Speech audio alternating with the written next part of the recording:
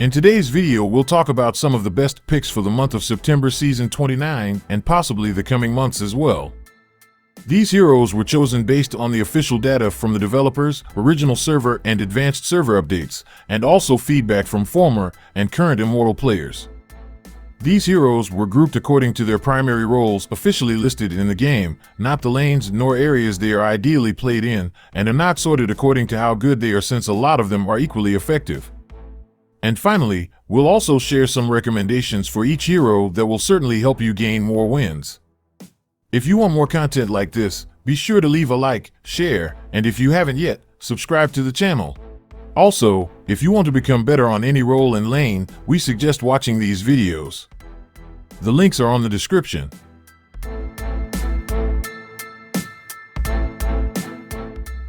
Kufra is a very versatile tank with the ability to decrease the effectiveness of heroes that rely on blink and dash skills thanks to his second skill. He has pretty much everything you need from an effective tank roamer. He has tremendous defense, multiple control effects such as slow, airborne, and displacement. His ultimate also works with flicker, which makes that a huge advantage against heroes that have excellent mobility. Edith is a very powerful tank carry capable of inflicting huge damage without buying a single damage item. She might be underwhelming from level 1 to 3, but once she reaches level 4, it will be fairly easy for her to start taking enemy heroes down.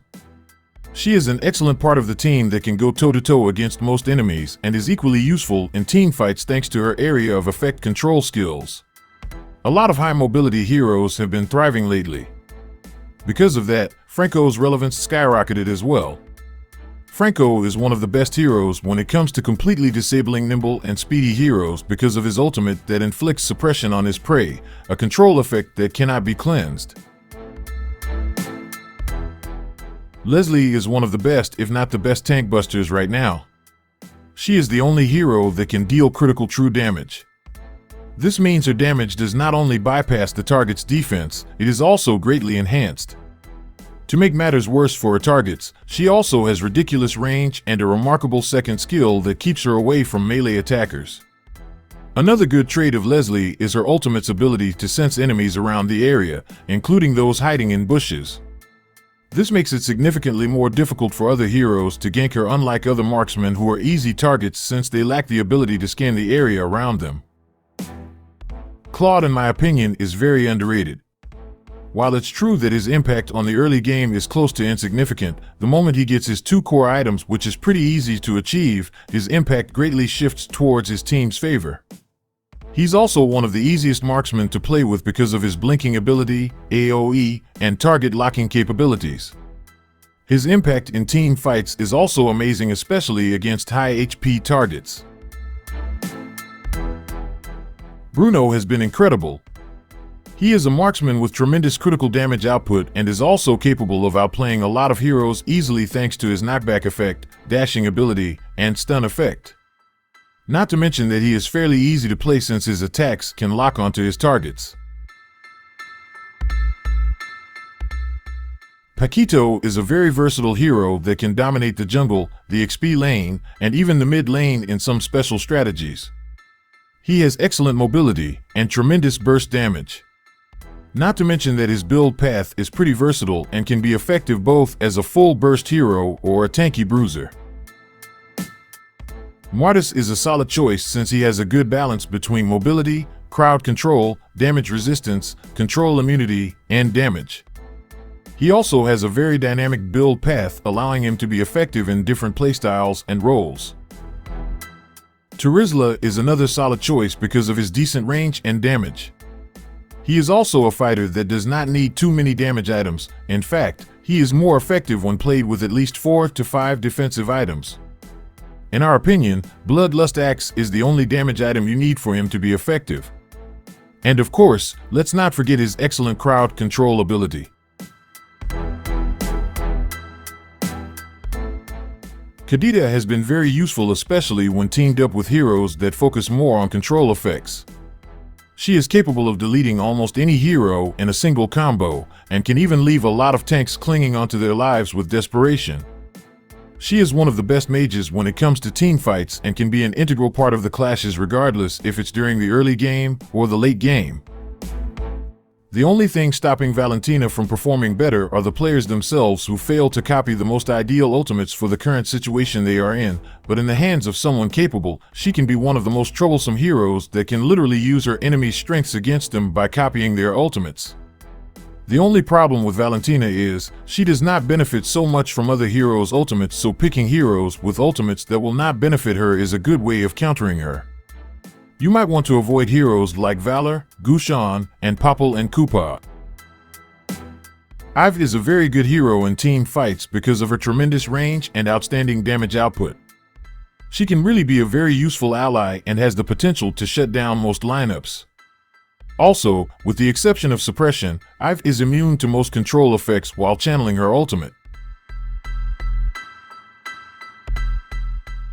The control effect that Kaja's ultimate inflicts on enemies cannot be cleansed. This makes him a very formidable hero capable of stopping any hero from their tracks. His ultimate has also a wider range than Franco, which makes him a better choice in some situations. Angela complements most, if not all, hero types and can really turn the tides of battle as long as played by someone with good map awareness. Especially now that high sustained carry heroes are thriving, having Angela to aid them just makes it near impossible to defeat such heroes. Florin is doing very good lately because of the improvements given to the emblem system. She is more dynamic now and has been very impactful, especially in a meta where high sustained carries are thriving. Ling is an excellent picker of the enemy backlane because of his mobility and shines best as an objective taker. With perfect timing, his ultimate plus retribution can guarantee the objective and Ling's safety at the same time. The key to playing him successfully is by having excellent map awareness. Make sure to utilize your minimap and hover over clashes to find out who the best target is. Joy is a very nimble, resilient and agile assassin capable of running across the battlefield with ease while dealing damage on multiple enemies. To make matters worse, she even has crowd control immunity, which makes pinning her down pretty challenging for most heroes. Fanny is a surefire addition to this list. Let's all be honest, unless our team has any good picks against Fanny such as multiple stun locks or suppression, it will be a difficult match. Especially if the Fanny player knows what they're doing. In the hands of a new player, Fanny is close to useless, but in the hands of an experienced player and someone who is driven to win the game quickly, she is deadly.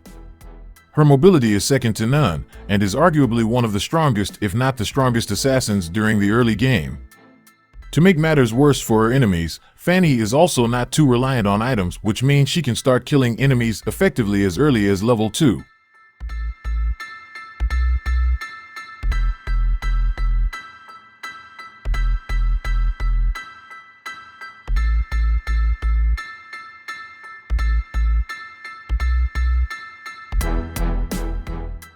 There you go, those are the heroes that we think will leave a mark in Season 29.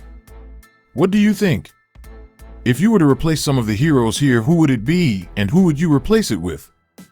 Leave your thoughts on the comments section below, and if you haven't yet, don't forget to hit like, share, and subscribe to the channel. Stay safe, everyone. Peace.